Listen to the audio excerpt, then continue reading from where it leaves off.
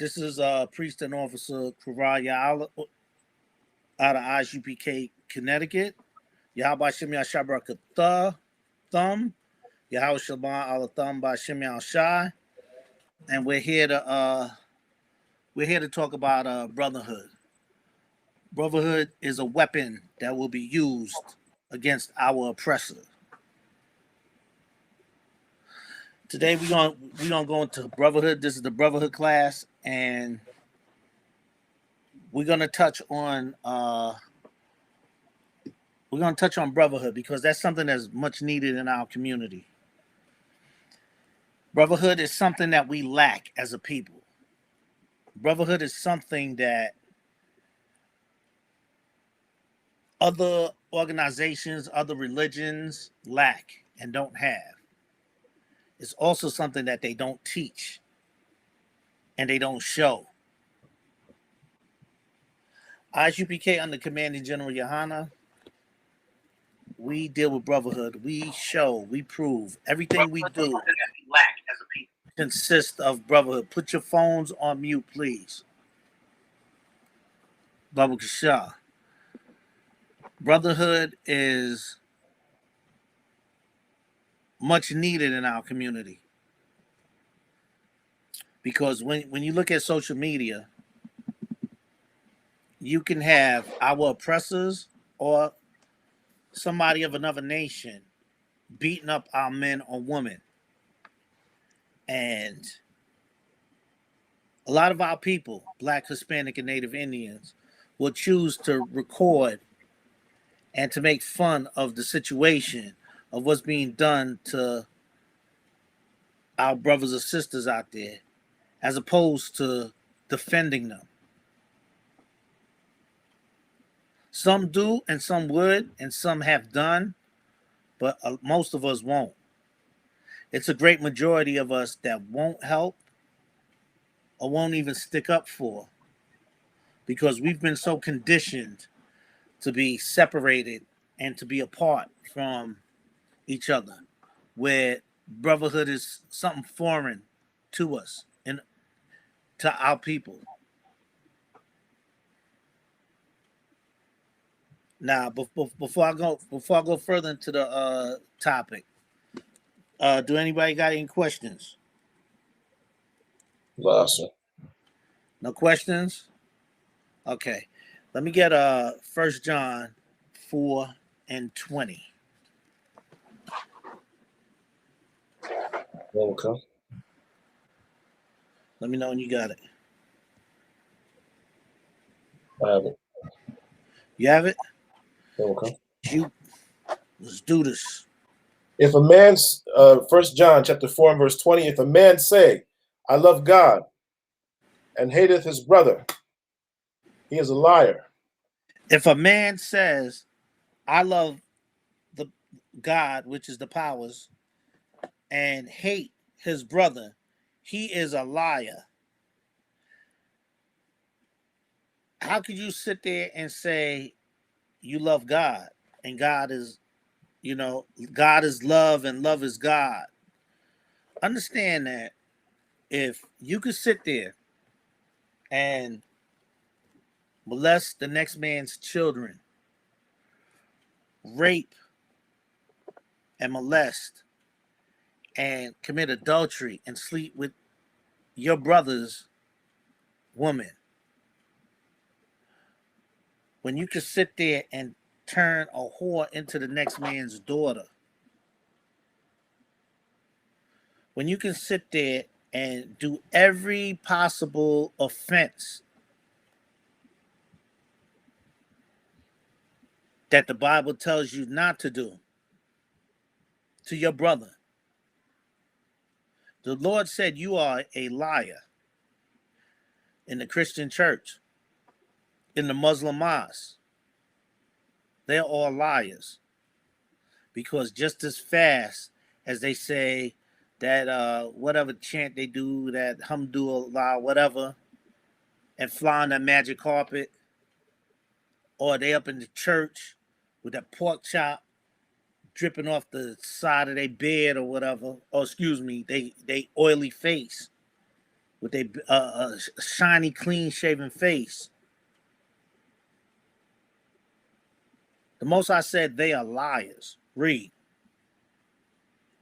For he that loveth not his brother, whom he hath seen, how can he love God, whom he hath not seen? For he that love his brother that he sees every day, no, or not love, excuse me, his brother that he sees have seen. How can you love somebody that you don't see? And that spirit right there is a respect of persons, because of course you're gonna fear, you gotta fear and love and with all your might the Most High. But the Most High is not just him. You gotta love the smallest of them, which is your brothers.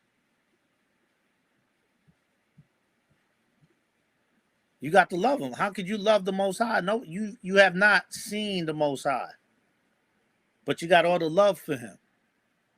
But here you are, your brother in front of you, struggling, homeless, hungry. You won't offer help or services to get him help. The Most High said you're a liar. The Most High don't respect that, because the Most High expect you to have mercy just like he have mercy on you. Go to the next one. Verse 21, and this commandment have we from him, that he who loveth God love his brother also. Yeah. Well, ISUPK under Commanding General Yohana love the Most High, loves God, which y'all call God out there, which is the Most High, which is Yahweh in Hebrew, the powers, and you know, and the Most High. You have, as you became the Commanding General Yohana, love our brothers dearly.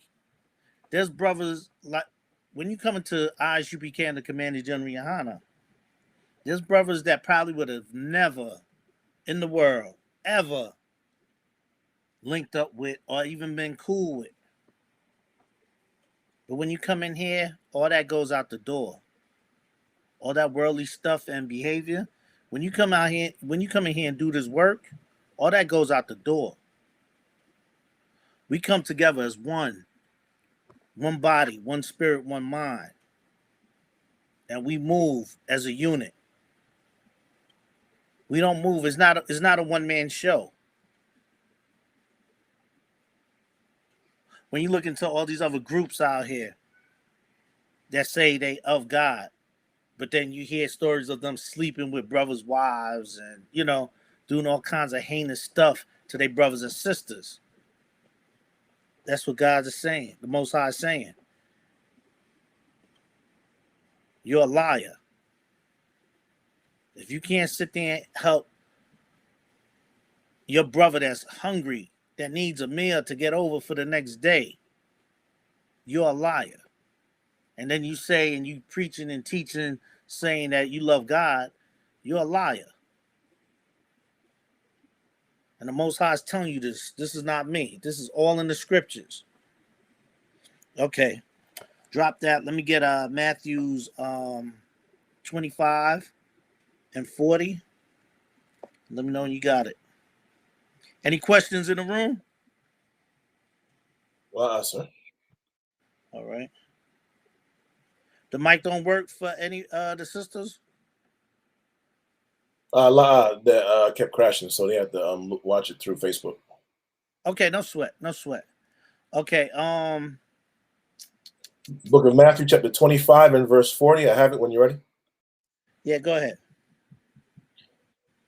Matthew 25 and 40. And the king shall answer and say unto them, verily I say unto you, inasmuch as ye have done it unto one of the least of these my brethren, you have done it unto me. Right. And the Most High is saying, if you offended the least of my brothers, of the excuse me, this is Yahushua, excuse me. It's written in red. This is Christ saying, if you had offend the least of my brothers, you have offended me. Understand that the Most High don't deal with respecters of persons. Yahushua, our King, our brother, that died for us, our leader, our Savior, does not respect persons. He's not a respecter of persons. Understand that everybody that glorifies the popular, the pop culture. Understand that it's the little people that get the popular culture going. Understand it's the same people that became popular was once in that predicament as that maybe that man eating out the garbage or woman, that homeless family living in a shelter, that family that got to go to their neighbors every other day to borrow food or something to help them out.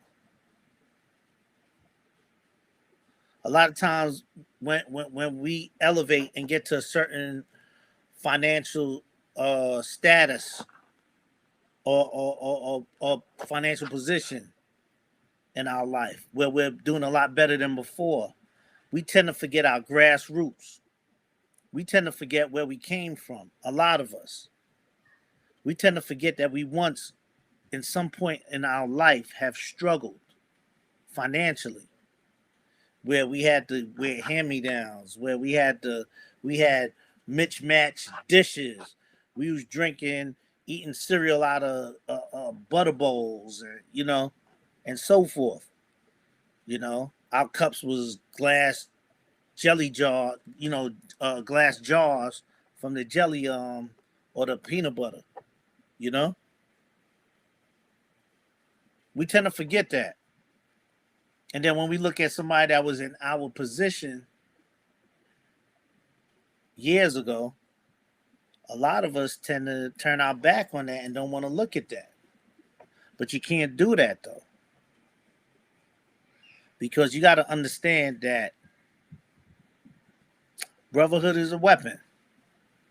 Brotherhood is a weapon that we, in order to make it through this hell that we in, this condition that we in, we have to use brotherhood to defeat our oppressor. Because if you go online and pull up stats of how many black millionaires is out, there's a lot of black and Latino and Native Indian millionaires out here.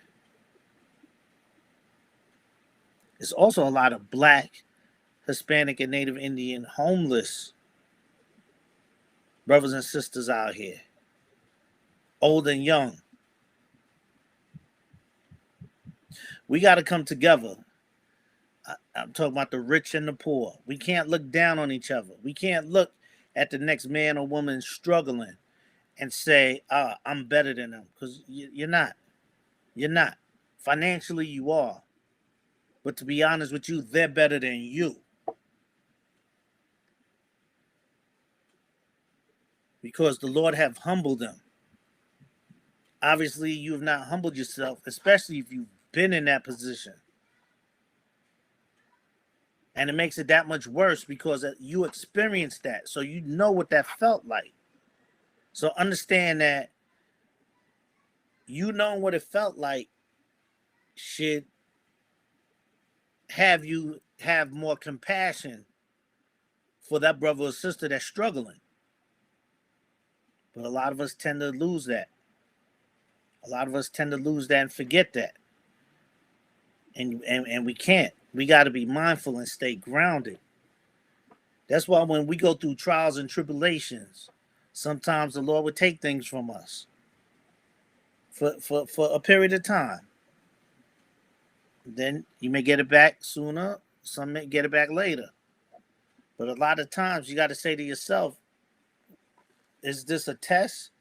The Lord humbling me? Because again, a lot of times we tend to lose ourselves, especially when we start getting up there and getting a little bit of money in our pocket. So we definitely got to stay grounded with that. Let me drop that. And any questions in the room? No, no, no. Okay. Before I go on, I want to shout out Officer 500 Gabar Moth. What's going on? Shalom, brother. I want to Shalom, sir. shout out Trooper Damak. And I want to shout out Labah Shayara. I mean, Labah and Yapah Shayara Salaki. Salakia, sir. We What's have going on? another young man also watching class named a young man Michael. And big up young man Michael. What's going on, brother? Shalom, brother. Okay, let me get John 13 and 34. We're gonna do some milk and then get into a little meat. The book of John, chapter 13 and verse 34. A new commandment I give unto you, that ye love one another, as I have loved you, that ye also love one another. Right. And this is a new commandment. This is Yahushua talking. You know, a new commandment that I give you, that ye love one another. But this is the Lord actually talking, and Yahushua just regurgitating it. As I have loved you, that ye also love one another. Go ahead. Verse 35. By this shall all men know that ye are my disciples, if ye have love one to another. So, and this Salakia, this is Yahushua talking. Salakia, this is Yahushua talking. That by this shall all men know that ye are my disciples, if ye have love one to another. Understand that when we roll tight, that's like Commanding General Yohana. Understand and make no mistake. Even though, even though men is up there in rank, understand that Commanding General Yohana do not. Oh, hold on, God damn, Slovakia. Commanding General Yohana do not play when he sees the least of the flock, the young men, the troopers. If he see any mistreatment of any of the small fellas, that's not riding at all. There's no respect of persons. Understand that. Understand we hard core. But guess what else? We're also brotherly. And guess what else too? We're also compassionate and loving one to another. Because we prefer the brotherhood. We fear and love the Most High, and we love the brotherhood. And that's real. Because this brother's like, you got Gabar Moth right there. In the world, I probably would have never even, I probably would have saw him and kept it pushing. You know, and there's no shade, and likewise, he probably would have did the same, you know? But we sit there, and if I need anything, he's there. If he needs anything, I'm there. And out in the world, you don't get that. You know what you get when you out in the world? If brothers just meet each other, that ain't really my man like that. I don't really know that nigga like that. I know he need help, but shit, I don't know him like that. Excuse my French. That's what you're gonna get. You're not gonna get the brotherhood and the love that we get in here. Why is that? Because Christianity, Islam, Egyptology, they don't teach that. They all for self. What they do is get whatever knowledge they have within what they dealing with, and they keep it for themselves. When we go out in the streets every Saturday, every Friday, Saturday, when we online and we teaching, we're teaching, and we have a purpose behind it. We're teaching because we have brotherhood. We love our brothers. We love our sisters. We're teaching because guess what? We want to see our brothers and sisters live. Because how do you get life? By coming back to the Lord, by following these laws, statutes, and commandments. That's how you live. That's how you sit there and display brotherhood and sisterhood. Because we want to see our brothers and sisters live. We don't want to see them die. But you want to know who want to see them die? Muslims, Islam, Christianity, Egyptology. They want all that. Excuse me. They want to see you die because guess what? For one, they are persuading our people, their people, the Black, Hispanic, and Native Indians, to follow another deity, another belief system that is contrary to what the Most High wants us to do. So that right there is a lack of brotherhood and sisterhood. That's love. That's somebody that's selfless and clueless, you know.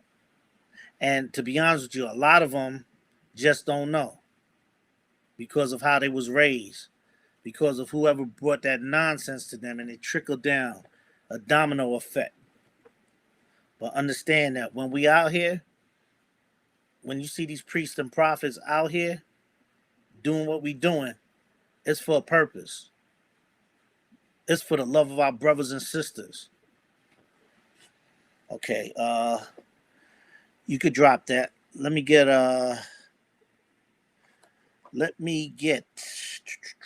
Matthew 5 and 22. The book of Matthew, chapter 5 and verse 22. And if I may add, one thing with our King Yahweh Shai Mashiach, Christ, with the y'all call Christ out in the world. One thing with Christ is he was all for brotherhood. He was all up and down for brotherhood. Let me tell you how much he was for the brotherhood. He gave his life. I'm gonna say it again. He gave his life for his brothers and sisters, so we can get another chance. The question I ask everybody out there, even myself, is would you give your life for your brother, your sisters, that you have never met, ever, so we can have another chance? Like Christ did?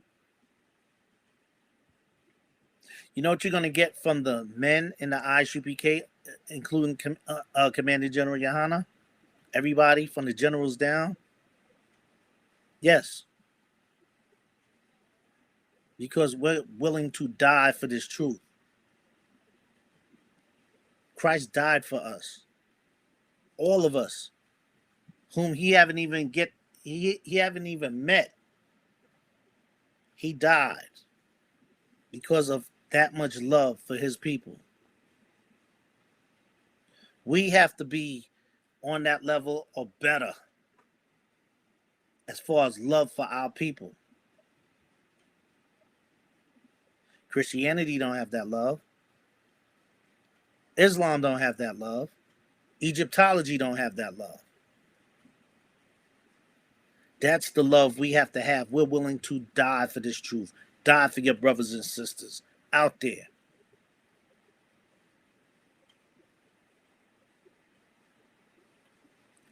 Go ahead, read, brother. Salakia.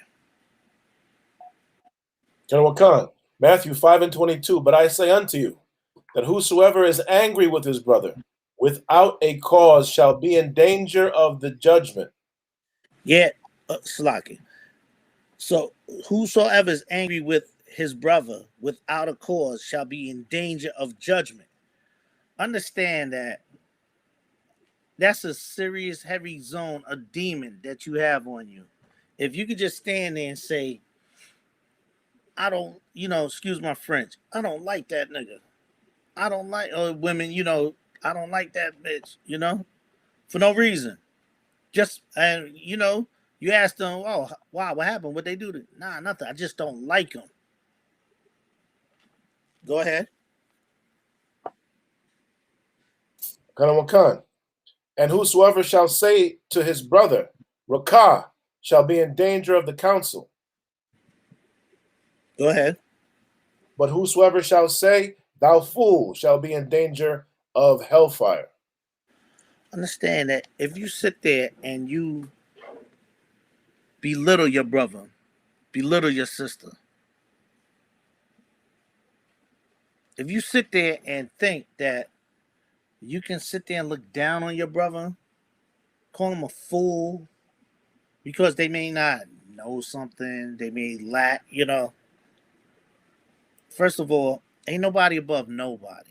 And if you think you're above somebody, I'm gonna keep it real with you. You ain't shit.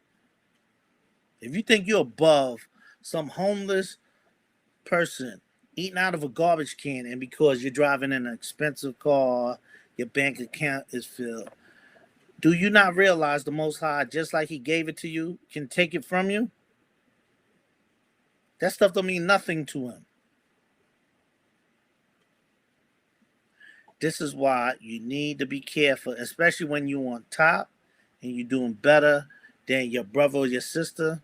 You never look down on your brothers and sisters. I don't care what position you're in, whether you're up financially or whatever. You never do that because that's weak and that's a sign of insecurity. Because why don't you look down on somebody that got money like you? You can't, especially if they got more money than you. You know what that becomes? It becomes you not liking them for no reason. Well, it is a reason because they got more money than you. It's called hating. That means you are a player hater. That means that you are hating on the third degree. You don't want to be that person. You want to embrace whether somebody's doing better than you financially, spiritually, you name it. Be happy. Be happy. Be happy for them because your time will come. All that is irrelevant to the Lord. You want to cherish and you want to get spiritual things. You don't want all this material things. It's fine to have. There's no sin in having certain things, but don't put your heart into it. Your heart should be into the spiritual things, not the carnal things. Um, Drop that. Let me get Luke 6:31.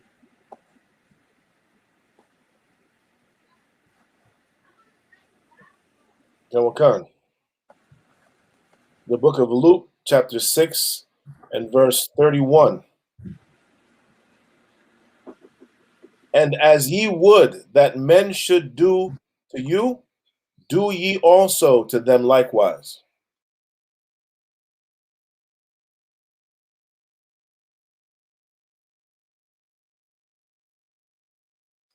Salaki. Oh, I'm sorry.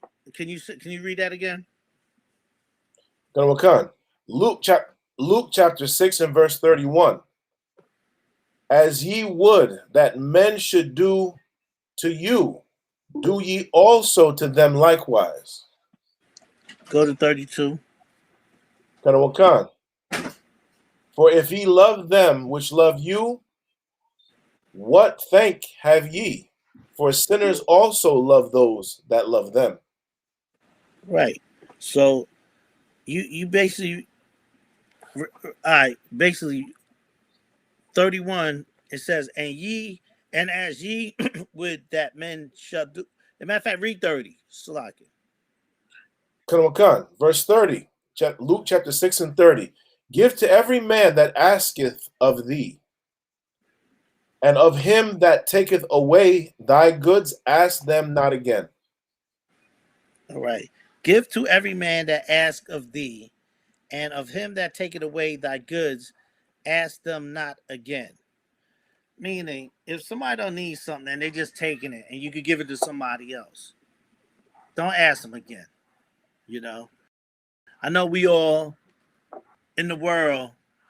I pray and hope is not going on in the school, not, but in the world, um, you have somebody that will have money in their pocket, and they will sit there and eat up everything, drink up everything, and not come out their pocket and spend. You know, they'll sit there and eat because they ain't eat all day, but they'll have money and they want to spend and use your stuff. You know, you got to be mindful of that. When you see people like that, don't, because you know how they are. You know, and this is why when you hear it a lot, where you hear the generals, you hear in the classes where, you know, we always talk about character, we talk about integrity, because at the end of the day, you know, you don't need that. You know that if you eat, if you know you got money in your pocket, you could buy something to eat, or you could contribute to getting something to eat, if especially if it's collectively as a group. If you know you could do that, but you choose to not come out your pocket, but if everybody pulled together and nah, I ain't got it, and then they buy a bunch of pizza or something, and then you scarfing down like a half a box, damn near a whole box of pizza, and there's 20 Akims or 20, you know, brothers and sisters there, and they're struggling and hungry, and they looking forward to at least eating until to get them over to the next day, and you don't scarf down a whole box. Understand that, and you know that you had the money, you didn't even need it. You could have bought your own or help, got extra food. You know, that's off. That right there says that you lack integrity in your character. You have a effed up disposition about you. That's ugly and that's disgusting. I'm sorry. What was that? 30. What was that? Well, 31, sir. 31. Verse 31. And as ye would that men should do to you, do ye also to them likewise. Yeah, and as ye would do that men should do to you, do ye also to them likewise. Right. So if a man is doing what I just described and being they got a name for that. Freeloader.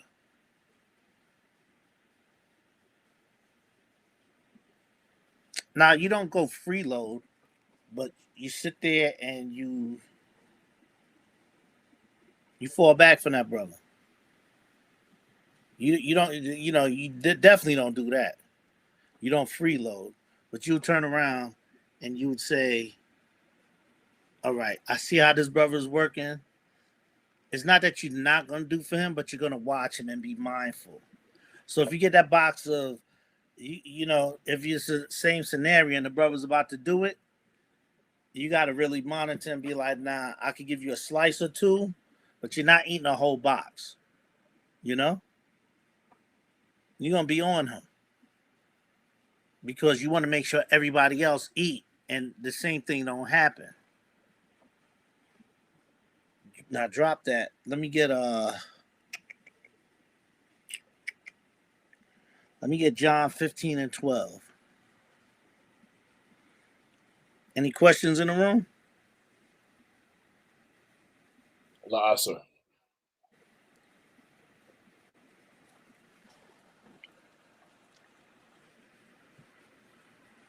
John chapter 5 And verse 12, then asked they him, what man is that which said unto thee, take up thy bed and walk? No. 15. Oh, Salaki, sir. John chapter 15. 5, verse 15. The man departed and told the Jews. No. Okay. 15 and 12. Oh, Salaki. No sweat. All right. 15 and 12. All right. John You chapter got 15 and verse 12. Salakia. Okay. Oh, I see. All right. Chupa Adamoff in there. Shalom. Y'all by Shimon Shabbat. What's going on, mighty man? Go ahead, brother. This is my commandment, that ye love one another as I have loved you. Go ahead. Verse 13, greater love hath no man than this, that a man lay down his life for his friends. Right. And this is my commandment. This is the Lord speaking through Yahweh Mashiach. That ye love one another as I have loved you. Greater love hath no man than this, that a man lay down his life for his friends. And this is what I'm talking about. Our King Christ laid down his life for his nation, for his people. You can't get no more love than that. That love is out of this world. That love is beyond appreciated and respected and adored and admired.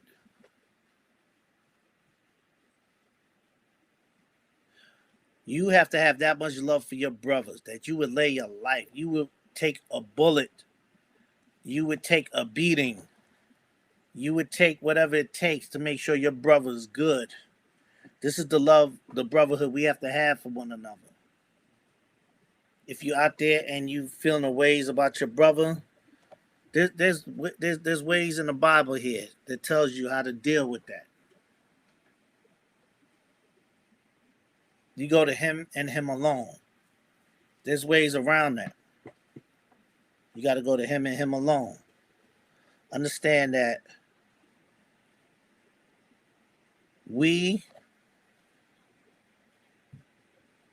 the Bible teaches you how to coexist with each other, how to deal with each other, how to resolve any issues that you have with each other. It's all in the Bible. It's on the scriptures here. In the King James 1611, the King James Version, the King James Bible. You're not going to get it in the Gideon, the New International Translation, whatever. You're not going to get it in the Bibles that they got in the churches there. Not at all. You're not. Why is that? Because they don't want to deal with the truth. They want to deal with deceiving the Lord's people for their own selfish gain. Okay, let me see. You finished that? Okay. Let me get Matthew's 18, 21 and 22. Yep. We're moving on with the milk. And we are going to start soon getting into the meat. Matthew, the book of Matthew, chapter 18 and verse 21. Then came Peter to him and said, Lord, how oft shall my brother sin against me, and I forgive him? Till 7 times? Mm-hmm. Verse Right. 22. Go ahead. Yeah, and Verse that's 22. Peter. This is Peter. This is Peter talking to the Most High. I mean, Salaki. This is Peter talking to Yahweh Shai. Excuse me. Go ahead. Verse 22. Yahweh Shai saith unto him, I say not unto thee until 7 times, but until 70 times 7. And and this is Yahushua saying to Peter, because Peter said, "Well, how many times, shall my brother sin against me, and I forgive him till 7 times?" And Yahushua Mashiach said, "Well, he said unto him, verse 22, I say not unto thee until 7 times, but until 70 times 7." Meaning, you got to keep forgiving your brother. You got to keep forgiving your sister. Now, do you allow them to still take advantage of you if they're taking advantage? No. Don't be a fool. But you know what? You know what forgiveness is, too? Not doing any harm to them. That's forgiveness. Not sitting here plotting to do anything to harm them, whether it's physical, whether it's getting them to lose their livelihood or interrupt anything in their life that can disrupt their livelihood. You know, 7 times 70. Lord knows, you know, and I'm sure we all have somebody, whether it's in the world or, you know, that have offended us. And being in this truth, it puts you on a spiritual level that, whereas in the world, you probably would have never forgave your brother or sister. The first thing you'd have went was to try and harm them, because that's what we're taught. That's what we know. You know, because especially if you was raised in the streets, if you was in that streets for a time, you know, somebody mess with you, somebody offend you, you're gonna go back on. You know, you're gonna go after them. You're going for their neck. But Yahushua Mashiach right here, you know, he's sitting there and he's letting you know. He's letting Peter know, look, you got to forgive your brother not 7 times, but 70 times 7. Meaning constantly. You got to constantly forgive your brother. Because guess what? We all make mistakes. Nobody in this chat, nobody in line, nobody in here can say that they have not effed up more than once. We all have. Some still do. We all still do every now and again. We tend to slip up.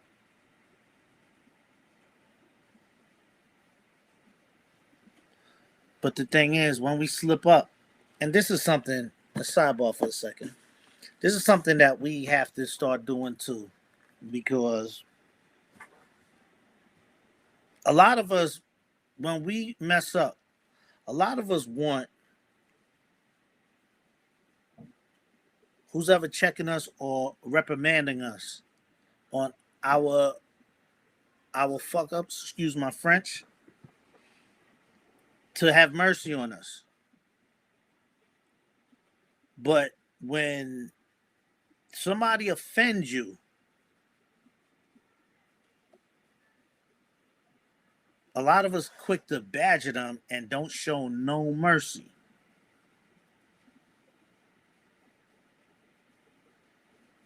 Now, one thing I always say, in order to get mercy, you have to be able to give mercy as well. You may be right in the person offending you or doing something wrong, but at the same time, the ball is in your court. And trust me, all our actions are being recorded and sent back up to the Most High. Understand that if your brother or your sister offend you, you talk to them. You let them know. You don't bottle it in and hold it in, because it's going to start building up layers and layers of resent, of hatred, of every possible thing that the Most High don't want you to do amongst each other. don't want us to do amongst each other. Understand that again, and I'm gonna say it again. In order to get mercy, you also have to dish it out and be able to give mercy when your brother and sister have offended you. Because if you can't do that, then I mean, come on, you're really one sided and selfish. That's it, Gabarmov. That's it on that. Uh, Colonel Khan You read the read down to the end of 22. 22. Okay. That okay. I'm sorry. Okay. All right. Let me get Mark 12:31. Colonel Khan. All right.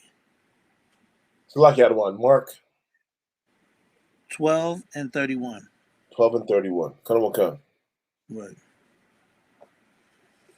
The book of Mark, chapter 12 and verse 31. And the second is like. Salakia. Start at 29 and then read down to 31. Colonel Khan. The book of Mark, chapter 12 and verse 29.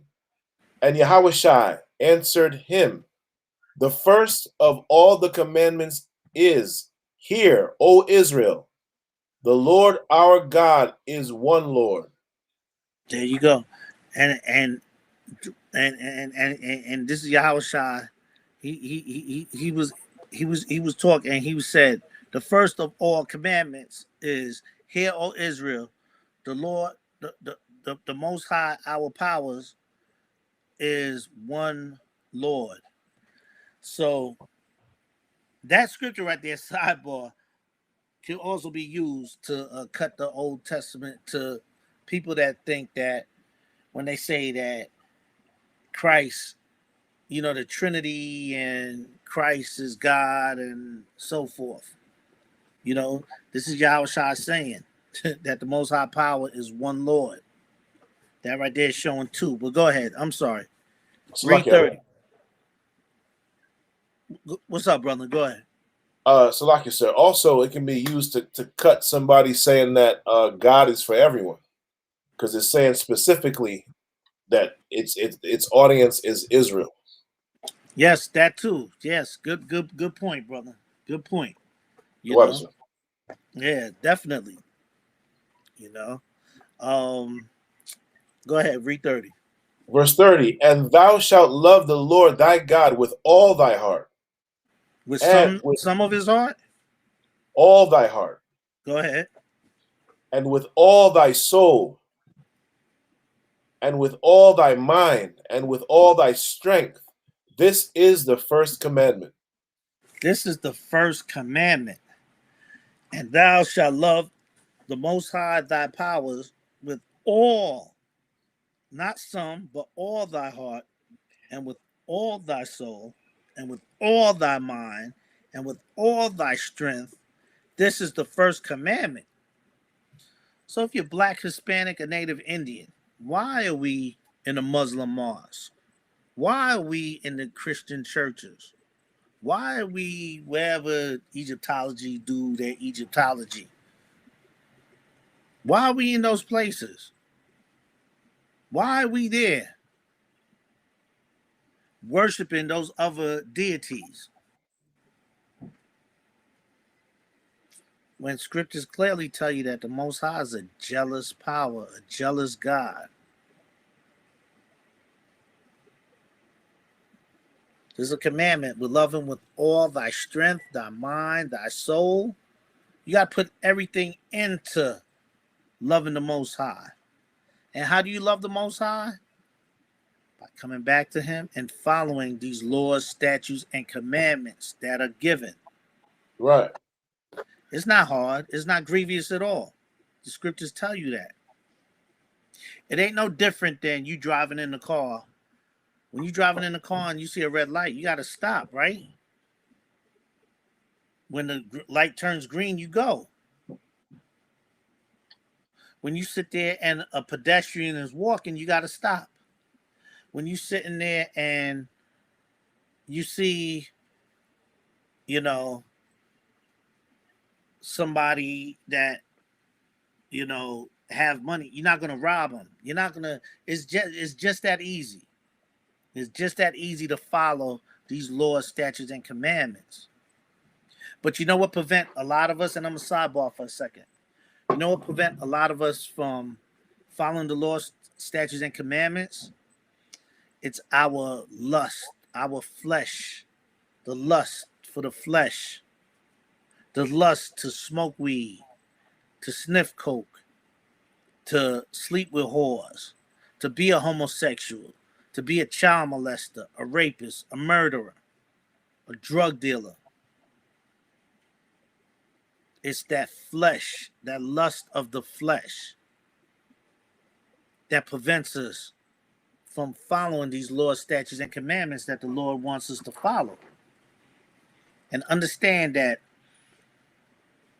when you come into this truth, when you come into ISUPK, the Commanding General Yohana, this is why we say you shed yourself of the world, because in that process of you coming to class, following these laws, statutes, and commandments, and working on it, getting help, and shedding yourself of the world, you're going to transition into being able to follow these laws, statutes, and commandments without no problem, without any hindrance. Now, it's going to be obstacles. You're going to get tried. The Lord will try you to see if you're wholeheartedly in this. But this is where brotherhood comes in. This is where you lean on the brotherhood. If you're going through something, when you come in, now I get it. A lot of us is not used to talking to somebody we don't know about their problems in life. But guess what? You talking to another brother about what you might be going through, or sister about what they're going through, the person you're talking to might have already been through that, or maybe even worse. And they can give you better counsel and talk and explain to you of what they did to overcome it and so forth. But you know what that old saying, they say a closed mouth don't get fed, because it don't. If you're sitting here and you're going through something and you're holding everything in, internally it's going to eat you up. It's going to bring stress on you. You're going to have physical problems and mental problems. And the person that is around you that's already in the school would be able to might have went through worse and could sit there and really relate and talk to you and show compassion, brotherhood, sisterhood to you.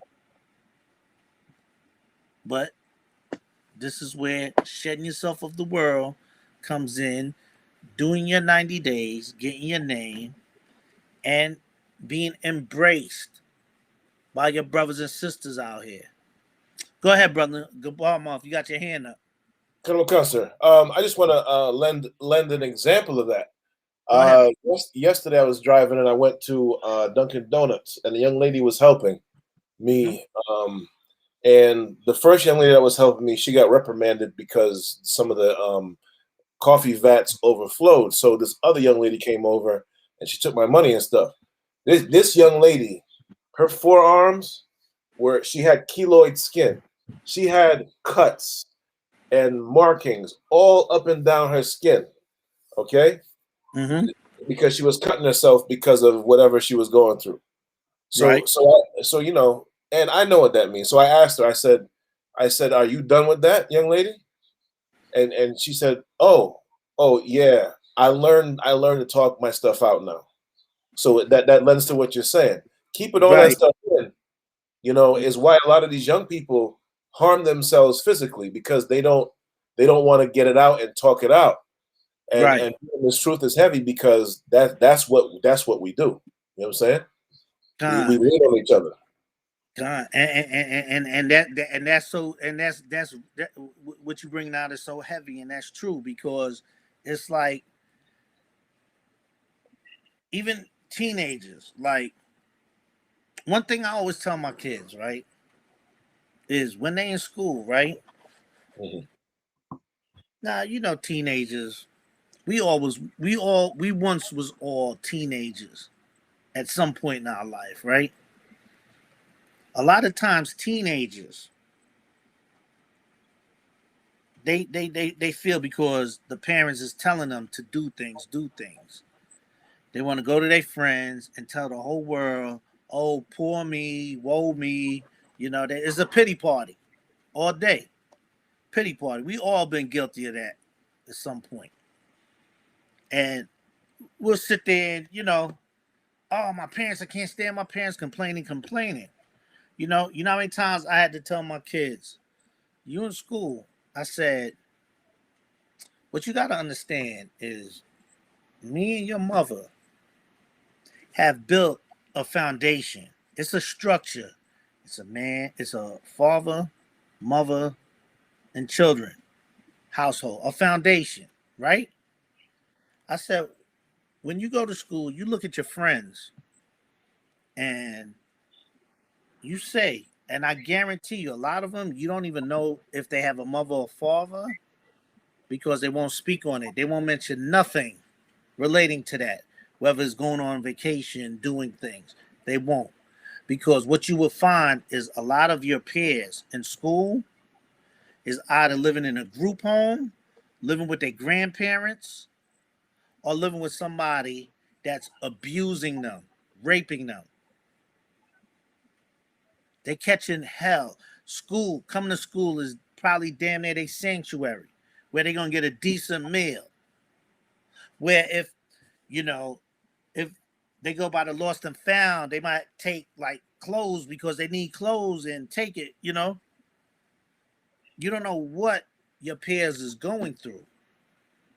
So when you sit here complaining about the stuff that we're asking you to do to help you grow as a young adult, grow into a young adult when you get older, look at your peers next to you because they might be going through something that's serious. What you're going through is nothing. What you're going through is being a spoiled little brat. I want to say something else, but a spoiled, ungrateful MF. I'm gonna just leave it at that. You know. So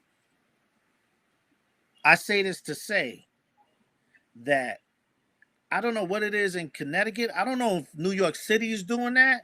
If anybody's in New York or have family and kids in New York, let me know. But Connecticut, I think is a craze that was going on because I ain't gonna get all into it, but this cutting thing with the for attention, that's something that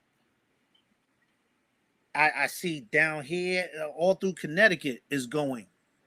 And I for the life of me, let me tell you something. Two things. I From what I see, now correct me if I'm wrong, it's only the females that's doing it out here. I haven't really heard of any guys doing that. But it seemed like it's a Connecticut thing. Like I don't know if it's this generation. Correct me if I'm wrong. But it was a lot of that going on, especially with my kids in school, to the point where it's almost mocking. And now I don't condone that at all, but understand that it's almost like mocking kids that's really going through it that might have done it. Like they think that's cool. Where kids that's really doing it is doing it because they really don't want to be here. Hello? Okay. Oh, that was my phone. Salakia. I want to bug it out. Yeah, you know, let me tell you something. Talking things out, communication is key because if you don't communicate, a closed mouth don't get fed. You understand what I'm saying? A closed mouth don't get fed. When you're sitting there and you're holding stuff in, let me tell you something. And have not to get graphic. This is going to be disgusting to some, but have you ever had to use the bathroom where you had to sit? and you had to hold that in, and it felt like a volcano about to.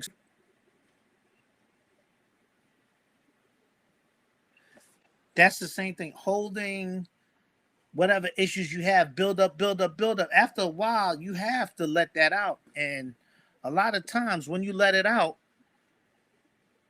it can the end result can be something serious, detrimental, to the point where in a lot of cases is you get to the point of no return. You can't change what your reaction was. Now you got to deal with the consequences. And now the Mm-hmm. consequences could be something that can be life altering. You know what I mean? Right. So understand that when you're sitting there and you are going through things, understand this, because you're on punishment or you can't get your way or whatever. Excuse my French, but so fucking what? As a kid, grow the hell up and learn to listen. Because Mm-hmm. guess what? A lot of kids today, and I blame my generation, and let me tell you why. Because my generation had the mentality, just like me and everybody within my generation, and maybe the generation before me, on we don't want our kids to want for nothing.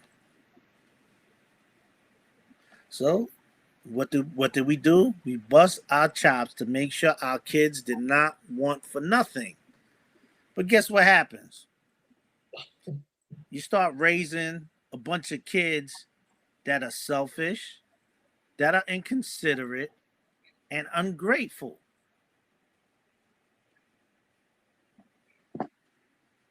You got to have a sense of struggle, because if you don't, you're going to feel entitled right now, and you're not going to appreciate the work and things that are being done for you. And that's just human nature. Go ahead, brother. You got to speak. You want to say something, Gabalmov? Kind of one concept, just briefly, just building on what you're saying again, and that kid or that adult, right? Also, Right. they don't realize that if you don't talk about it, you might not know that it's only in your head. Right. It's all in your mind. That reality that you feel you're feeling is your reality, and it's not steeped in reality. You know what I'm saying? If I may give a scripture, if I Go may, ahead. Go ahead, brother. throughout it, sir.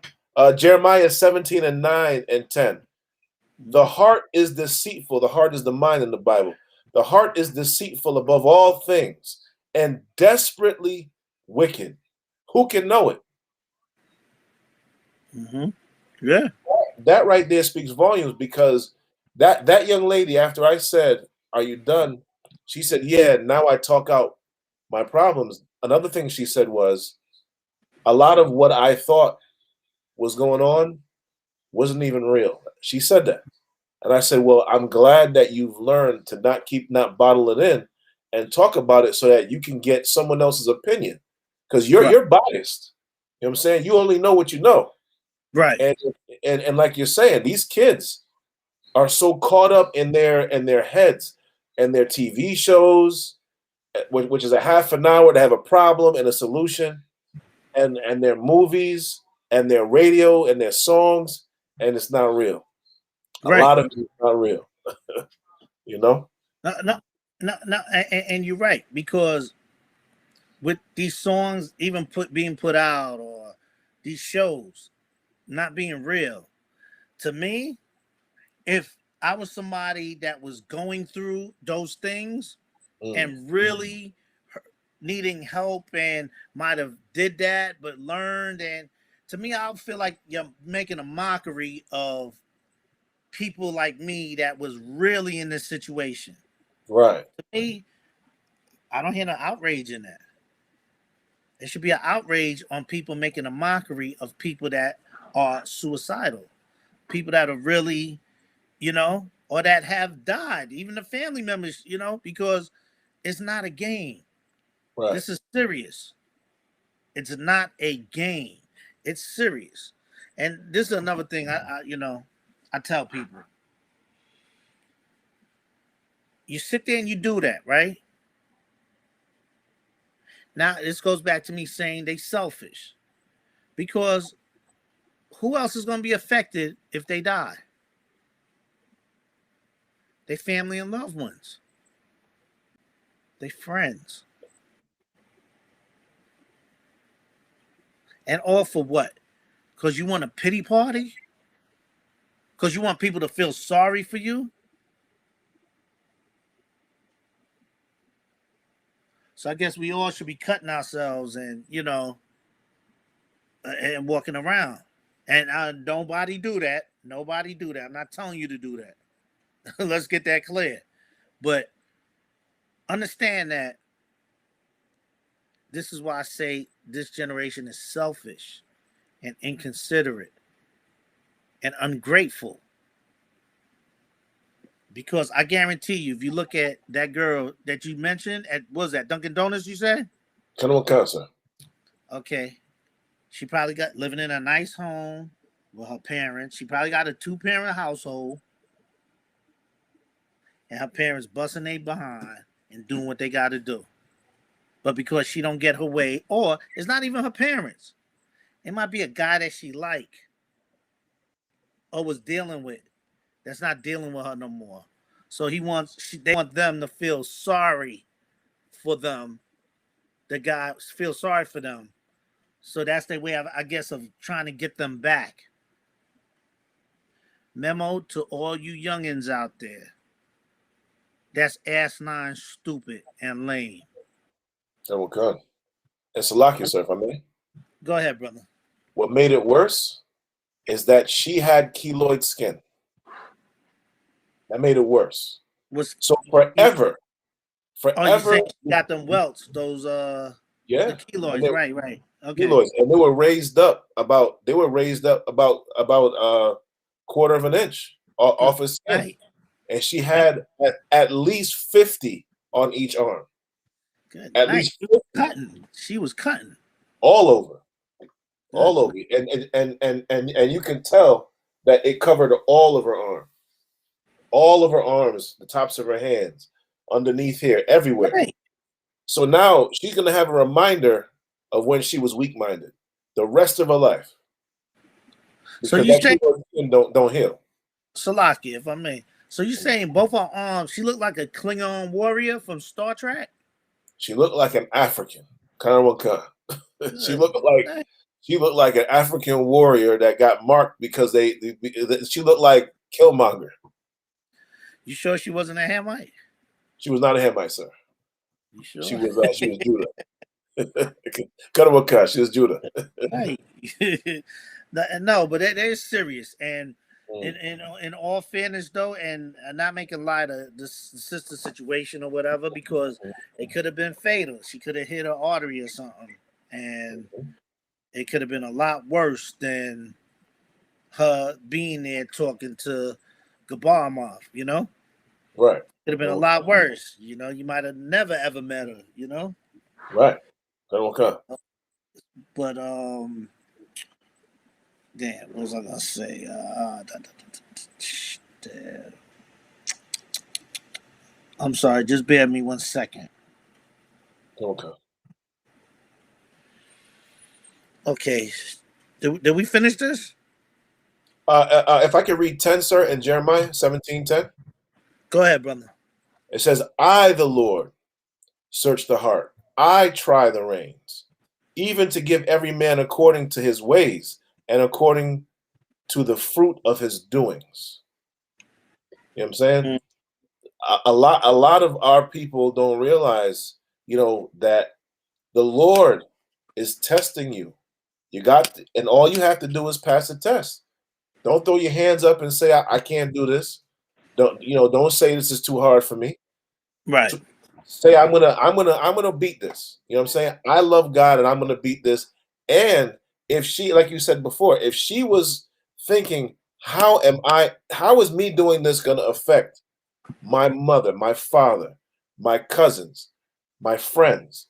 Because if you're doing unto others as you would have them do unto you, what advice would you give that person cutting? I'm sure she would have told them to stop. Right. You know what I'm saying? But she herself is hiding in the room, cutting herself, not talking to nobody. Right. And just to show you the brotherhood that Gabar Moth displayed to that young sister that was serving him at Dunkin' Donuts, getting his big meals that he normally do. Salakia. Nah, it's a little inside joke with me and Gabar Moth. Okay. Um,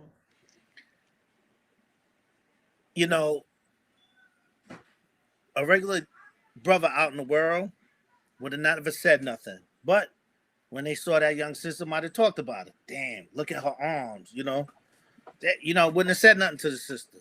But the fact that Gabar Moth sat there and questioned, look, are you done? Are you, he spoke to her like a father would to a young daughter. Are you done? Are you finished? And she was able to say, yeah, she learned to communicate. She spoke to him. See, that's brotherhood right there. Because if she said nothing or she threw a tantrum, he would have known. And then, I mean, he could have sat there and tried to pick a brain. If she didn't want to hear it, he would have known. To the extent he would have took, I'm sure knowing Gabarmov, he might have parked the car, went inside there, and probably spoke to the manager, knowing Gabarmov, you know. Um, he's a solid brother that's very caring, like Commander General Yohana, like the generals, the captains, the officers, the troopers, the sisters. We are all loving and caring because we love the Most High with all our heart, and we love and enjoy and appreciate the brotherhood and sisterhood. Right. You dig what I'm saying? Okay. Okay. Let me see. Let me get did you do 30? Lasser. Read So, read, read Salaki, sir. In which scripture? Mark 12. No, we did this already. I'm sorry. Let me get Galatians 5 and 14. Come on, sir. Salakia.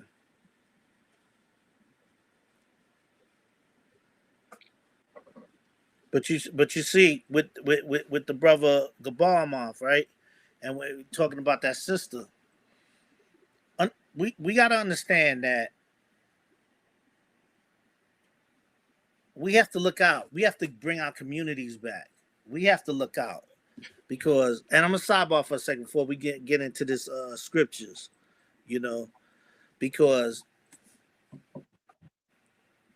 I know even now to this day, there's times where I'll see a young sister gotta be under 16, 14, 13. You go to New York City on a Saturday or Friday night, you see a lot of times this happens. I know we all see that. It looked like they snuck out the house. You see them with inappropriate, especially in the summertime, clothes on, cootie cutters.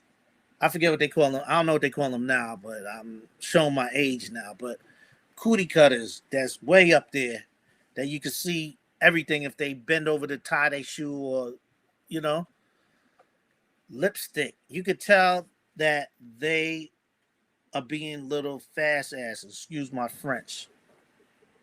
And many a times I would sit there and be like, yo, where are you going? Because you could look and tell that they done snuck out their house to go to meet some other boys or whatever. And I'll tell them to take their ass back in their house. I'll see them literally sneaking out. Just be sitting around. I could be sitting in a car waiting for somebody or, and I'll be like, yo, where you going dressed like that? Here it is, 8, 9, 10 o'clock, 11 o'clock at night. It's dark. And you see these young girls out there, literally. Nah, we got to start doing that. We got to start, if you seen young girls out there, tell them to start dressing appropriate. We have a responsibility as men to teach our women and our young men We have to start getting our households back. The black man, Hispanic man, Native Indian man need to get back in the households and start taking back the households and correcting the households. Because I always say this, and big up to Captain Zakar, but real good friend, brother of mine's got history, that brother. But one thing we always talked about growing up, we always sit there and be like, yo, one thing we'll speak on is women that was raised with their father as opposed to not raised with their father. Women that had a whether it was a father figure or they dad or a father figure in their house, a structured household, always had respect for themselves. Always they was not, of course everybody have, I ain't gonna get into the sex drive or whatever, but they knew how to conduct themselves. They was not fast asses. They was not loose. They was respectful, and they made whoever they was dealing with respect them.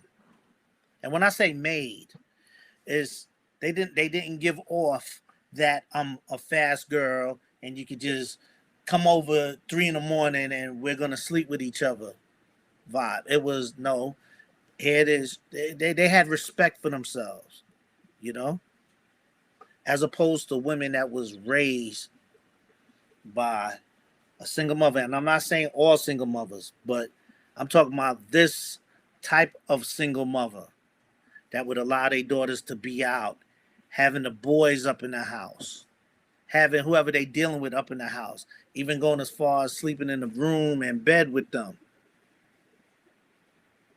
When you look at how both type of females was raised, the one that was raised with the father or the male figure in the house was respected and respected. That's what we classify a lot of times as women. Now, I'm not saying that single mothers, there's not good single mothers out there that raise their kids up right. But I'm talking about the single mothers that think that they girls is their girlfriends, that sitting there trying to party with their daughters and hang out and, like I said, allow boys up in their house to stay in their room. You know, when you sit back and look at that, look how those girls turned out, and look at how, and it's a big difference.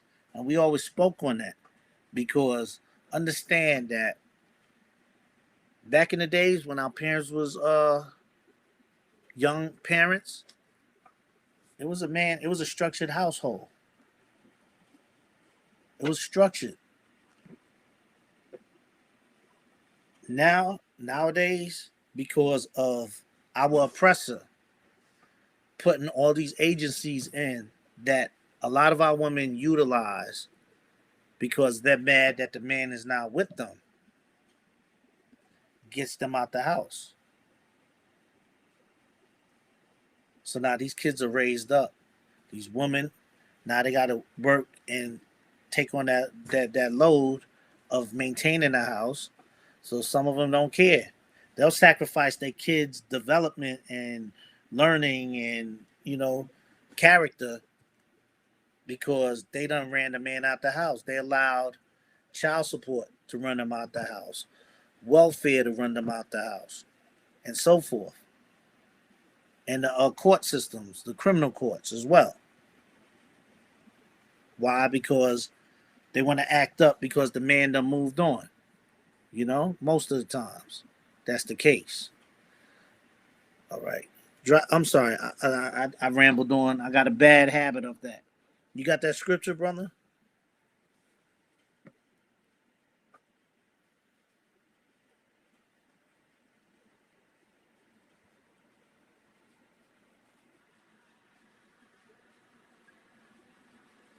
I cannot hear you. Salakia, sir. Yeah, read that Galatians again, 5 brother. and 14. For all the law is fulfilled in one word, even in this, thou No, shalt love. Salaki, do 13. Go up to 13. Verse 13. For brethren, ye have called, Salakia. For brethren, ye have been called unto liberty.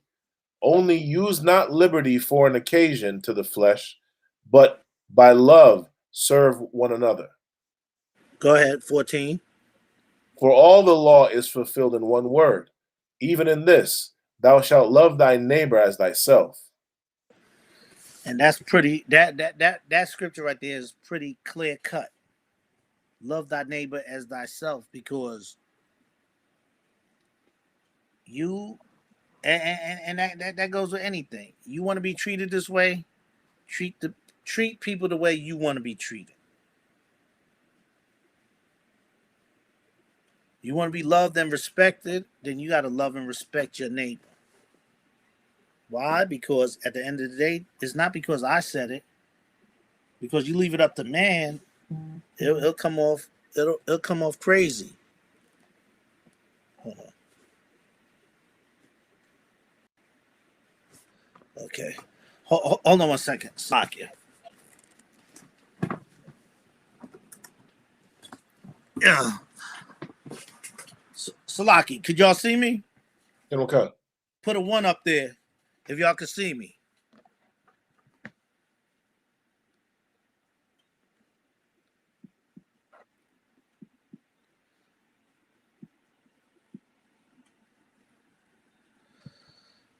Yeah. Two up, sir. It's better. All right. All right. No doubt. All right. Want to big up Priest and Officer Shalaya Allah on the check-in. That's my brethren right there, amongst all the Akims in the school. But that's my A Spoon Coon. Yeah. But read that scripture again, brother. We start from 13, sir. Yeah, start from 13. Yes, read it again. For brethren, ye have been called unto liberty. Only use not liberty for an occasion to the flesh, but by love serve one another. Right. Verse 14. For all the law is fulfilled in one word, even this, thou shalt love thy neighbor as thyself. Love thy neighbor as thyself. That's right. Love thy neighbor as thyself. Don't take advantage of your neighbor. You don't like to be taken advantage of? Don't do that. Don't hate on your neighbor. You like to be hated on? Nah, I'm sure not. Don't do that. Treat people the way you want to be treated. Clear cut. Let me get Romans 12 and 10. Let me know when you got that, brother. Doing a hell of a job. Got the ball off. That's my other ace in the hole right there. Gabar off. Super solid, man. Brother doing his thing, man. Osiah Christ. All right. Romans chapter 12 and verse 10. Be kind to affection one to another with brotherly love, in honor preferring one another. That's right. Be kindly affectionate one to another with brotherly love, in honor preferring one another. Now, when we say affectionate, we're not talking about IUIC affectionate. let's get that straight. We're not talking about that. What this world affection is one to another. The affection is understanding when a brother is going through something at home, when a brother going through something on the slave, when a brother is going through just something period internally. You're being compassionate to that brother. You're not sitting here saying, yo, chuck it up. You're going to hear the brother out. Let him get off what he need to get off as far as talking, communicating. Because often, a lot of times, when people are talking to you, if you're a true brother or true sister and a brother have a problem, the brotherly and sisterly thing to do is help them come up with a solution. Don't add to whatever they're talking about. Help them come up with a solution. Because if you don't come up to a solution, you're just having them talk, which is good for them to talk. But the brotherly and sisterly thing to do is to try to help them solve what that problem is so they could get back on track. So being affectionate to one another is being compassionate, is understanding that they're going through the evils of this world. They're going through the oppression. They're going through what Satan is throwing at them fiery darts that Satan is throwing. It's helping them dodge them darts. Or, like the scripture I brought out earlier, you jumping in front, taking them darts for them, being your brother's burden.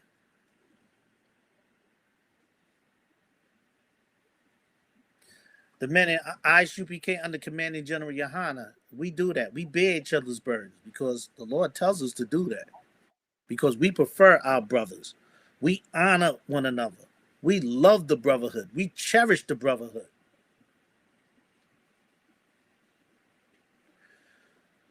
Go ahead. I'm sorry. Salakia. Let me get Leviticus 19:4. The book of Leviticus, chapter 19 and verse 4. Turn ye not unto idols, nor make to yourselves molten gods. I am the Lord your God. Yeah, do not turn ye not to idols. When you look at Islam, they worship in the rock. When you look at Christianity, they worship in the cross. When you look at Egyptology, they worship in how many gods they got? About 100 and something gods that they worship. Okay. It says, turn ye not unto idols, nor make to yourself molten gods. I am the Most High, your power.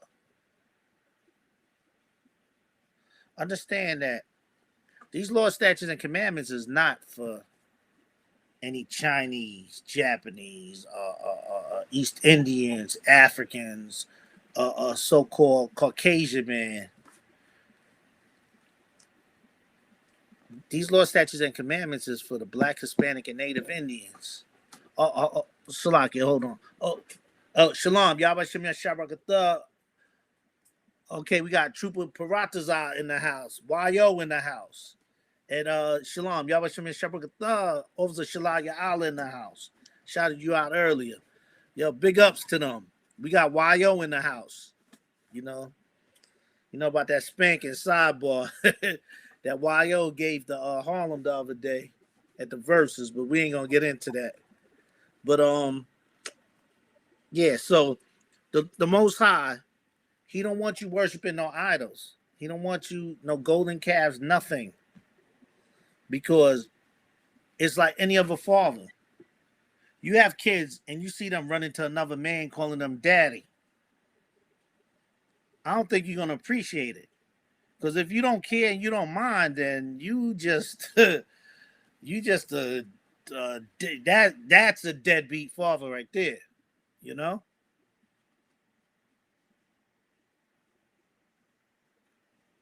You sit there and your kids gravitate to somebody else and they look at them like daddy, man, damn that. Now you calling daddy, you know?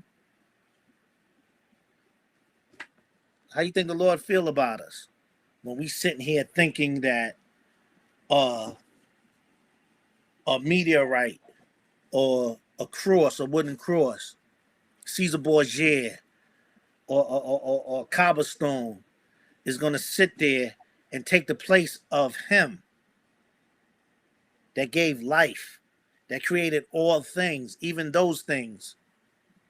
How you think you gonna feel?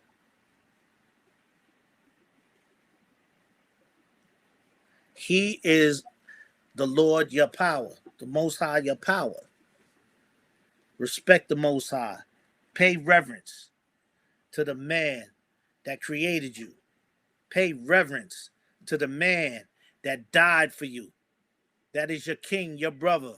Pay reverence to the man that sat here and held on to ISUPK, which is Commanding General Yohana. Pay reverence to the generals, captains, officers, troopers that are sitting here, and the sisters that are building this nation right here. You see how I went down that line? Order. The Most High, which is Yahweh. Yahweh Shai, which are known as Christ. Commanding General Yohana. The generals, captains, officers, and so forth. And the sisters. And the children. That's the nation right there. The 12 tribes. That's the 12 tribes right there.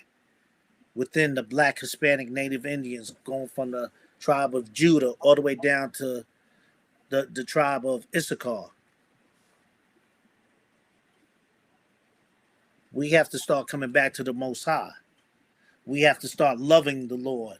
We have to start showing and paying reverence to the men above us. Respect. Love your neighbor. Love your brother. Cherish your brother. Prefer your brother. Don't push your brother away.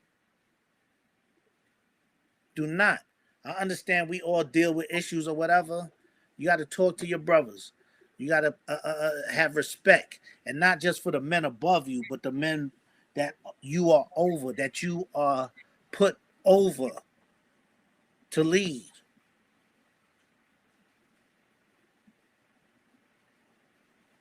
This is where true brotherhood comes in.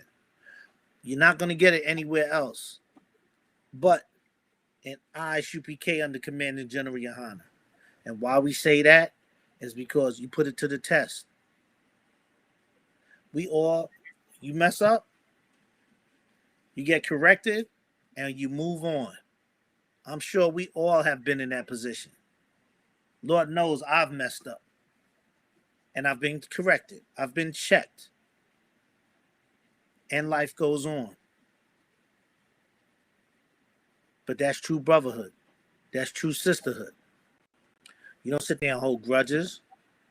Correction is brotherhood. Correction is love. Because if you don't love somebody, you're not gonna give, excuse my French, you're not gonna give a damn. I wasn't gonna say, but nah. You're not gonna give a damn about, correcting somebody. But when you correction is love. Let me I'm sorry. I'm rambling on. Salakia. Let me get 1 John 4:1. Elkan.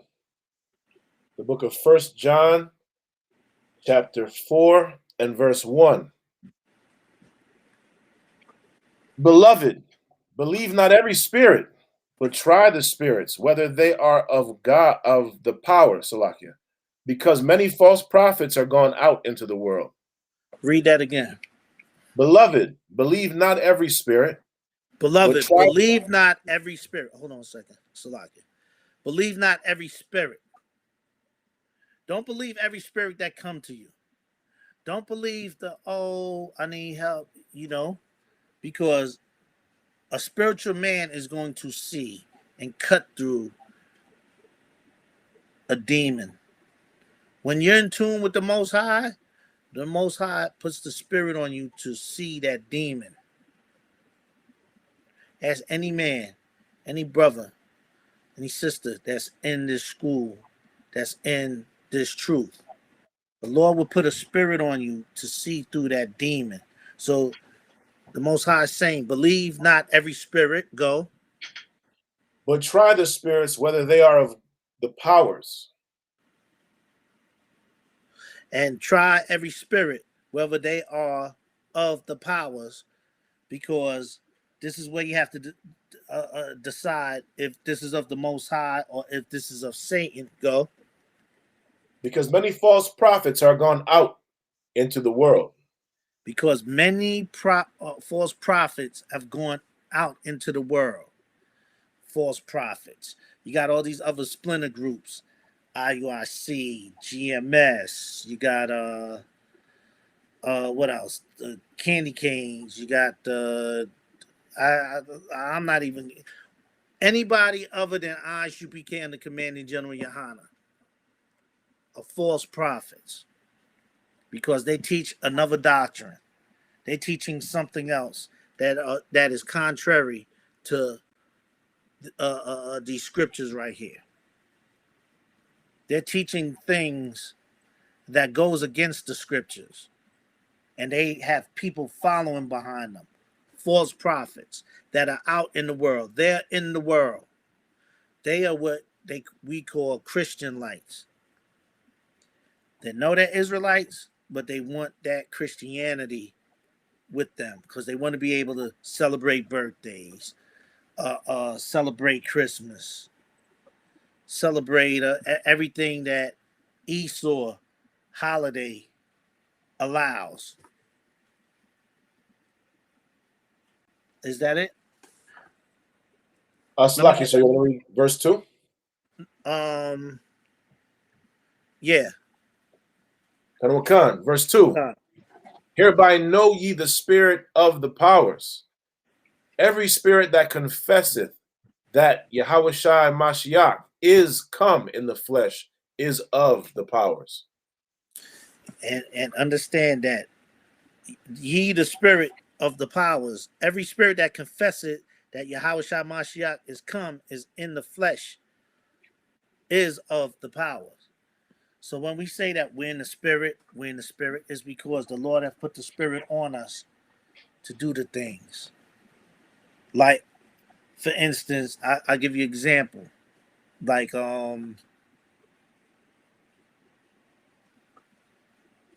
was it a few weeks ago when big up the Captain Katazar when he spanked that what was that Muslim on cross the line?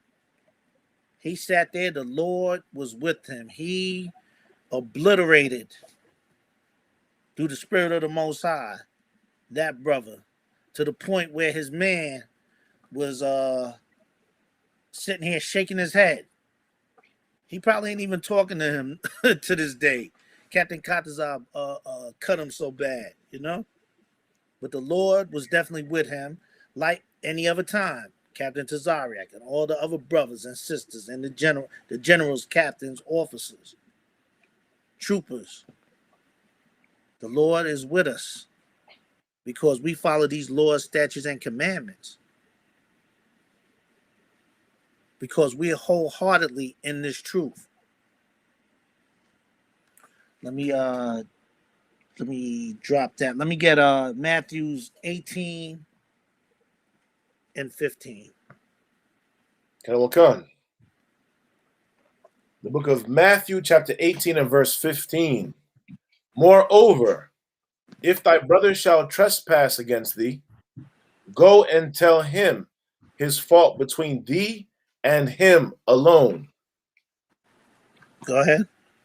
If he shall hear thee, thou hast gained thy brother.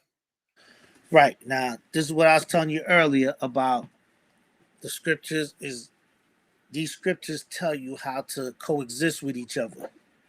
Now, this scripture right here, Matthew 18 and 15, it shows you how to deal. If you have a problem with a brother, go to thee and thee alone.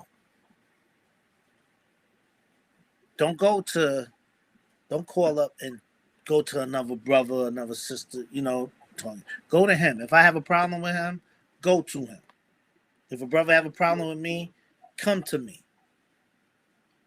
Don't sit there and go talk and everybody else know about the problem, but the person that you have the problem with. Understand that in ISUPK under Commanding General Yohana, we are sucker free. That's a feminine trait right there. That's a trait that we do not carry in the ISUPK under Commanding General Yohana. You running back, you're that scared to go to the person that offended you. but you want to go to other people talking about them. That's what chicks do. I'm sorry, but we men up in here. That's something we expect women to do. The men in ISUPK and the Commanding General Yohana don't do that. They don't sit there and do that. And I pray and hope the sisters don't do that neither. But I'm sure it'll be more acceptable for a woman to do that because that's a feminine spirit. That's a spirit that women possess. If you're a man and you're doing that, you need to check your spirit. You need to take off that skirt and put on some pants. Put on some your big boy drawers, man. Your man drawers and pants, and take off that skirt.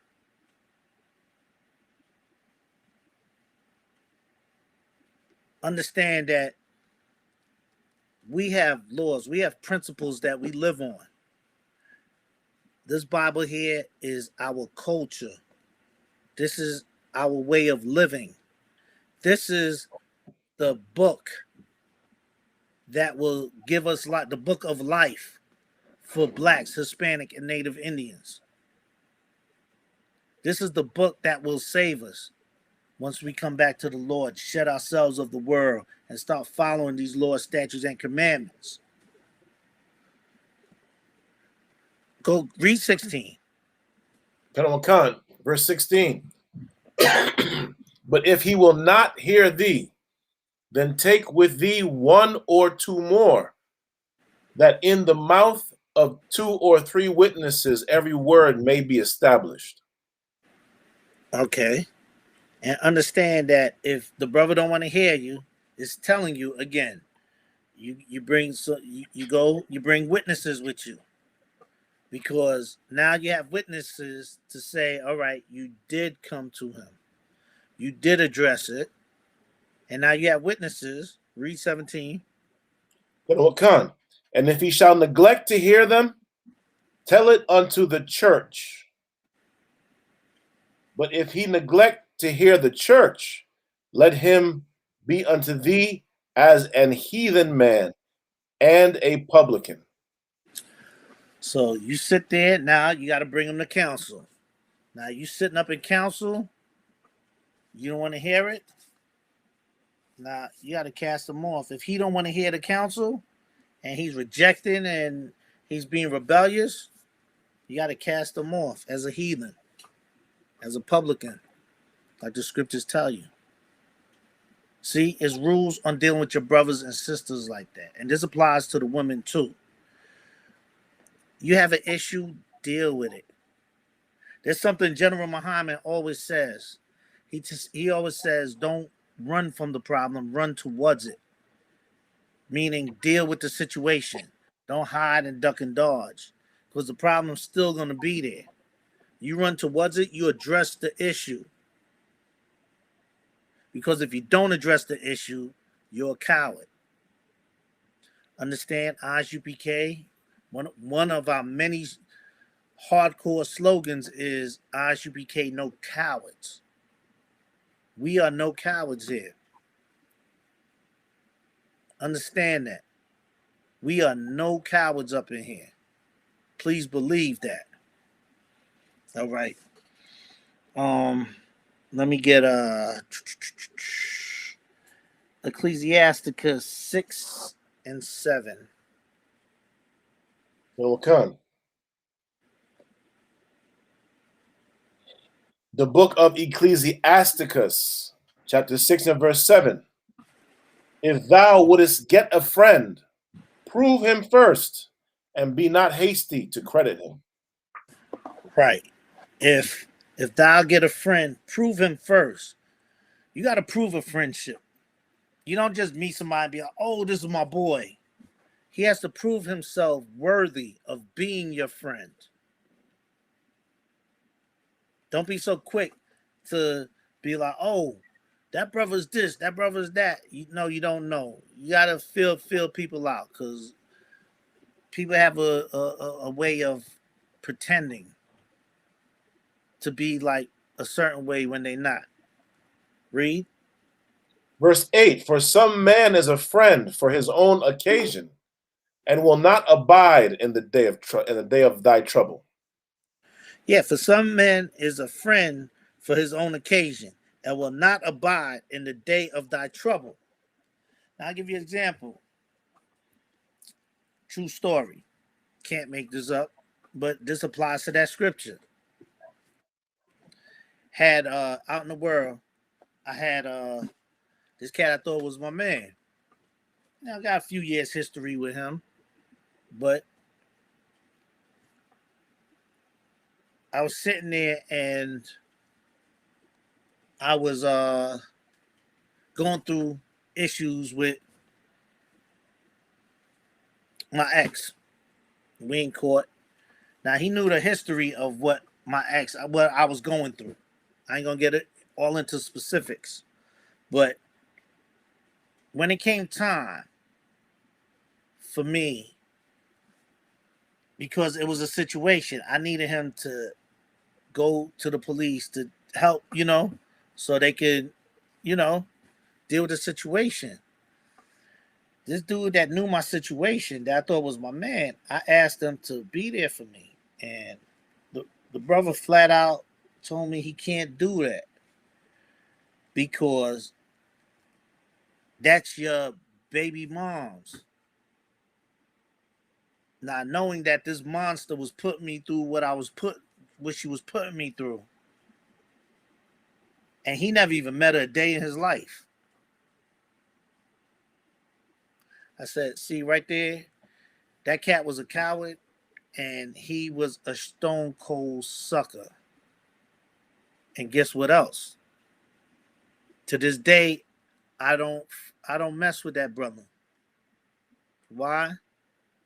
Because first of all, coming up, I was never around any suckers. Anybody that was weak, that was a clown, that was a fool, I never hung around. This cat right here, because I knew him for a short period of time, I kept him at bay, but I thought we was cool enough for him to at least do what he did. So the point I'm making, as into verse 8, for some man is a friend for his own occasion. See, he was a friend with me. Whatever his agenda was for being friends with me, he was around me. But and he will not abide in the day of thy trouble. When I had that problem and I needed him just to not do nothing else, but just to give a statement off of something he witnessed, shame on me. So that story I just wanted to add to that verse right there because that's very heavy. And I'm sure a lot of us could relate to that. Read 9.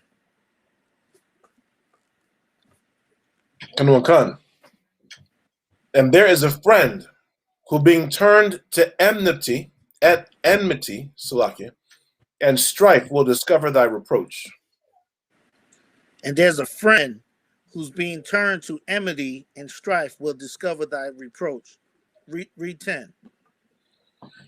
Verse 10, some friend is a companion at the table, and will not continue in the day of thy affliction. There you go with that story I just gave. And again, some friends is a companion at the table and will not continue in the day of thy affliction. Yeah, they'll sit there and eat with you. They'll sit there and break bread with you.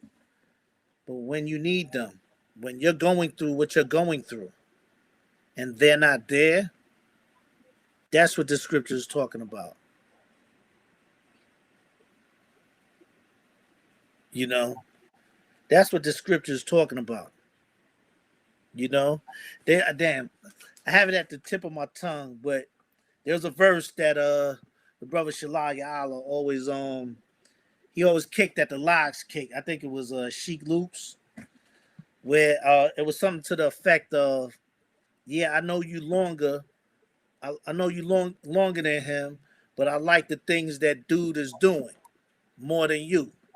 Meaning, you got history with a cat, a long history with a cat. But here comes somebody, at a shorter period. a time, but he's shown more loyalty and more friendship to you. You know what I mean?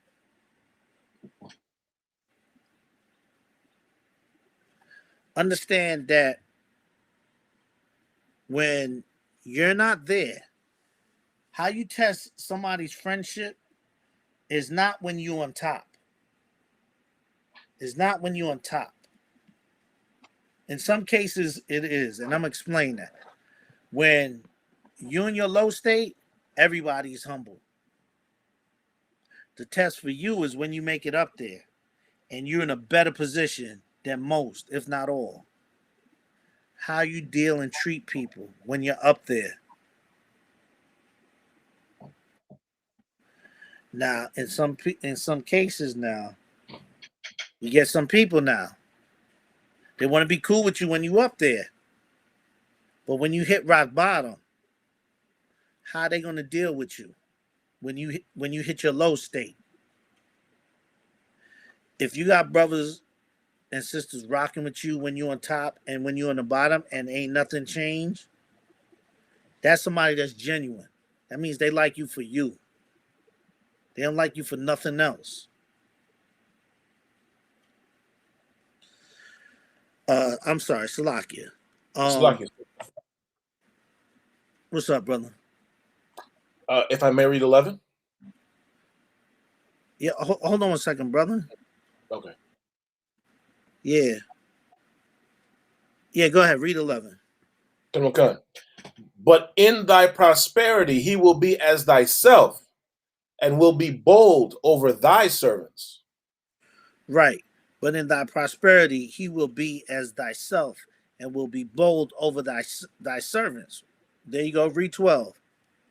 Verse 12, if thou be brought low, he will be against thee, and will hide himself from thy face. Right. Because if he was brought to a low state, now he don't want to be seen because he know that when you was up and you fell, he was not there for you. And now he's brought to a low state, and he don't want you to see him because of the embarrassment, the humiliation that he's going through if he do see you. Read 14. 14, Read sir? 13. Read Separate 13. thyself from thine enemies, and take heed of thy friends. Separate thyself from thy enemies and take heed of thy friends. This is something that I always teach my kids, that when you meet somebody, they're associate. That means you just know them. You know of them. You know who they are. For you to put anybody in a friend category, that means they've proven themselves to be worthy to hold that title. When you meet somebody, they should be associate to you until otherwise. Scriptures tell you this: to prove a friend, to try a friend. Understand that you don't just meet somebody and, oh, that's my friend. That's my friend. Where you know him from? Oh, I met him on Facebook. Oh, I just saw him. I saw him and he was hanging with so and so and he said, "What's up?" to me. That's my friend. No, no, no. A friend is somebody that's worthy to be by your side, of somebody that is going to sit there and go down with you. Let me tell you something. And yo, let me tell you, this is why this truth is so heavy. Because my brother, Shalaya Allah, and I'm gonna bring him up because that brother will go above and beyond, and that brother has been there for me in trying times where even what I thought my best friends in the world would have been wasn't there. And it's not just Shalai, it's Captain Tazariak, it's Captain Katazak, Captain Zakar, Gabar Moth, you know, and so forth, amongst all the other Akims that I've leaned on, you know, when I was going through trying times. And if it wasn't for this truth, I wouldn't have known who Shalaya Allah was, Gabar Moth, Captain Tazariot, Captain Katazar, and so forth. I wouldn't have known them. I wouldn't have known any of them. I might have passed them through the passings. Might have even been going back and forth on some, you know, worldly nonsense. But coming into this truth, embracing this truth, preferring the brotherhood, fearing the Lord, loving the Lord with all your heart, mind, and soul, preferring the brotherhood, loving, willing to die for your brother, allow brothers to sit there and to go above and beyond and not feel like their friendship, their loyalty is in vain.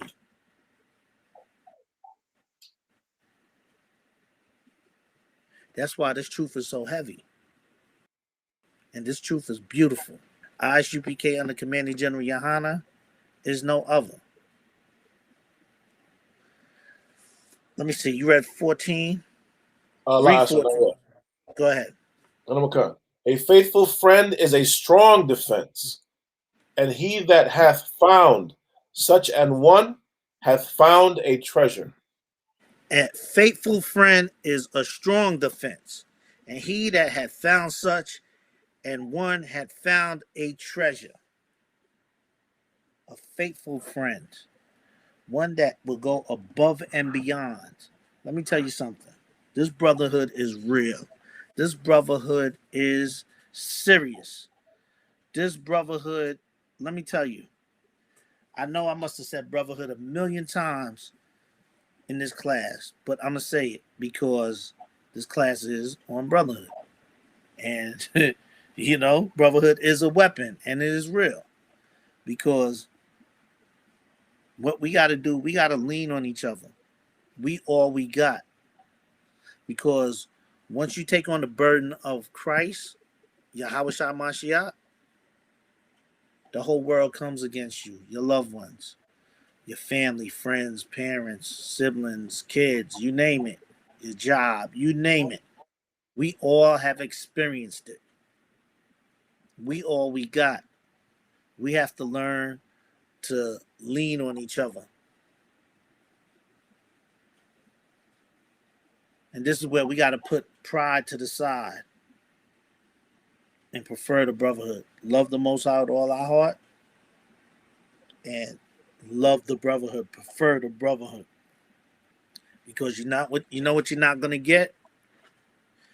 And I'm sure we all been through this. In the world, if you borrow money from somebody in the world, family, friends, you name it, you're going to get talked about. And they're going to press you for every dime. If you don't have it, Lord knows you better have that money when it's owed, because they will sit there and talk about you like a dog. They would create all kinds of fitna.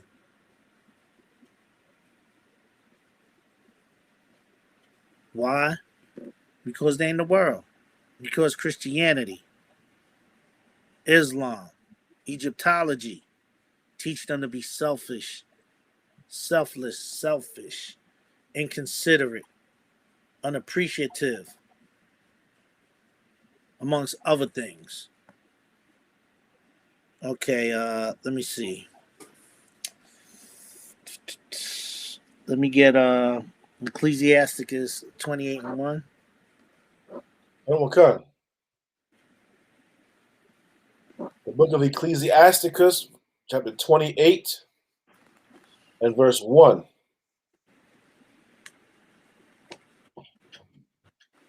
He that revengeth shall find vengeance from the Lord, and he will surely keep his sins in remembrance.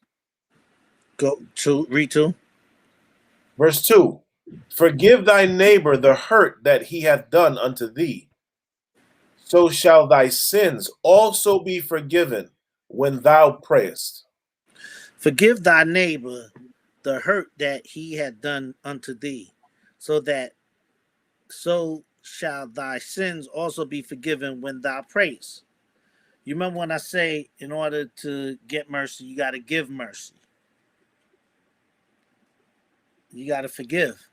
You want to be forgiven, you got to learn to forgive. Same thing. You got to forgive. It's rough sometimes because Satan comes in, but you got to sit there and say, you know what? I'm sure I offended somebody. I'm sure I've done wrong.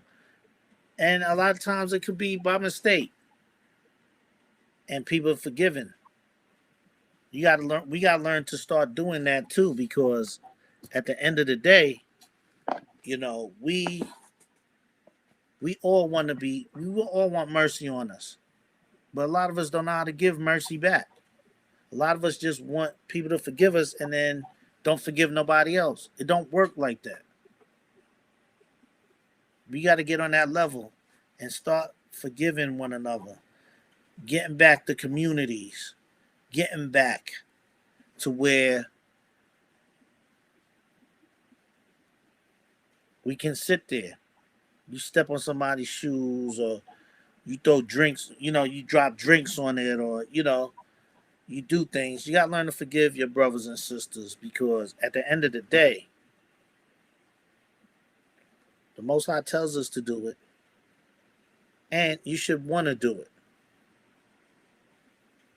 Because again, like I said, we all we got. ISUPK and the Commanding General Yohana, we all we got. It's us against the world. Understand that this is what you sign up for when you come in here. It's not a bad thing at all. It's a beautiful thing. Some may think it's crazy, but it's not.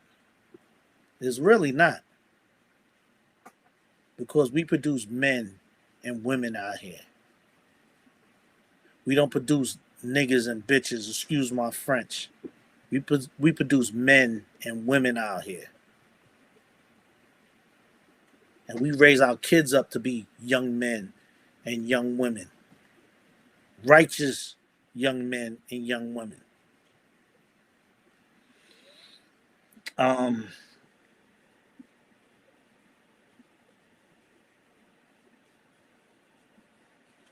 gonna go into how much more time we got? Time check. Slacky, sir, we're at 2 hours, 2 minutes. Okay. I'm gonna do these last two scriptures right here. And understand that, look, you gotta understand when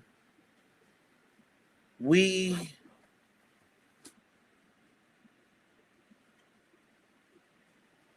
sit there and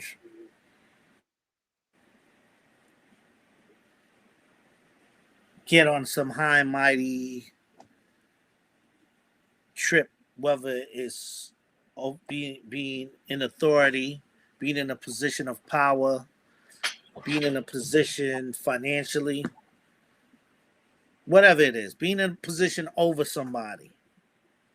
Understand that when your level of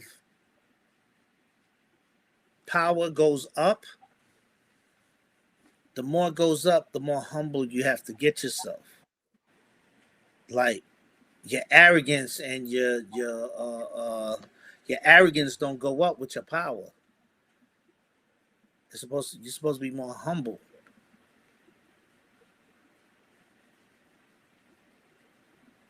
Because you ain't see our king, Yahushua Mashiach, walking around, like get away from me to to our brothers and sisters.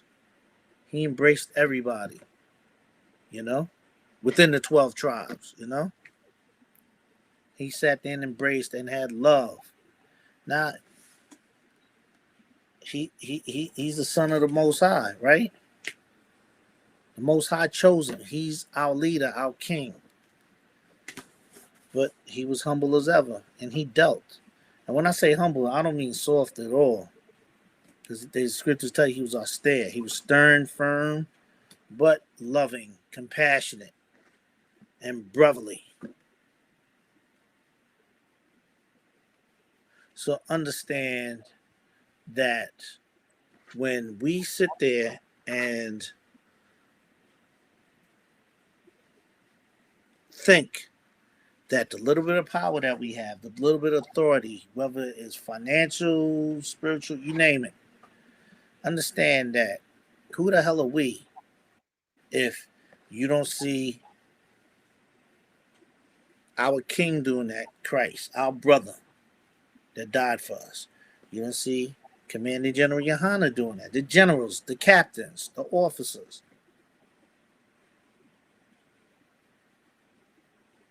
So who the hell is anybody to sit there and think that